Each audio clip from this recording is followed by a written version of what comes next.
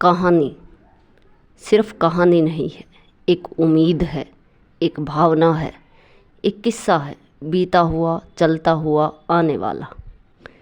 चलो आज फिर सुनते हैं एक नया किस्सा, एक नई कहानी।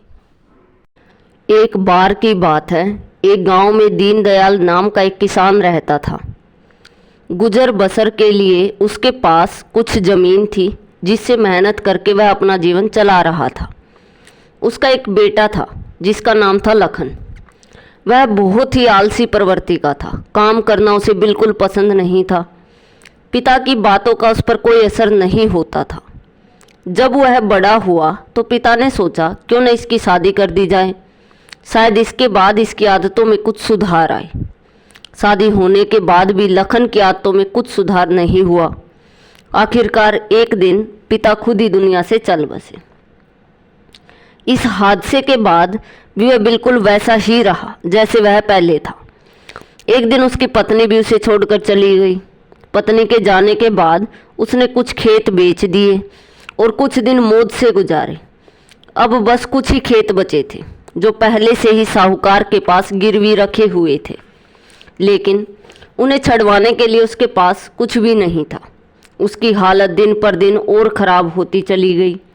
तब उसने सोचा कि अब किसी और जगह जाया जाए, शायद वहाँ कुछ खाने को मिल जाए।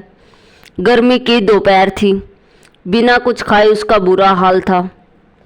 आगे कुछ दूर जाने के बाद एक कुटिया बनी हुई थी, वहाँ एक साधु का वास था। लखन ने सोचा यहीं विश्राम किया जाए, शायद पीने के लिए पानी तो मिल ही जाएगा।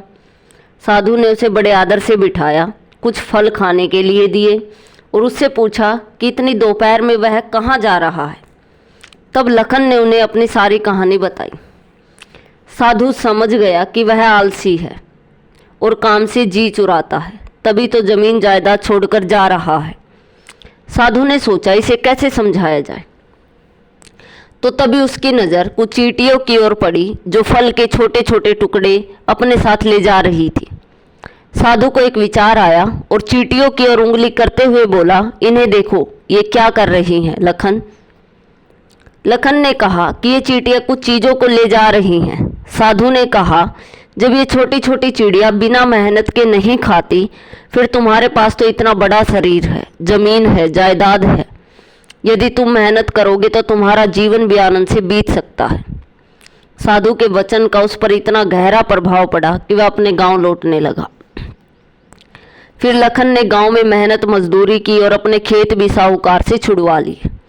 उसकी पत्नी भी उसके पास वापस आ गई और वो दोनों अब आराम से रहने लगे। उसके इस बदलाव को देखकर हमें यह शिक्षा मिलती है कि कभी भी देर नहीं होती। हम जब चाहें अपनी किस्मत बदल सकते हैं।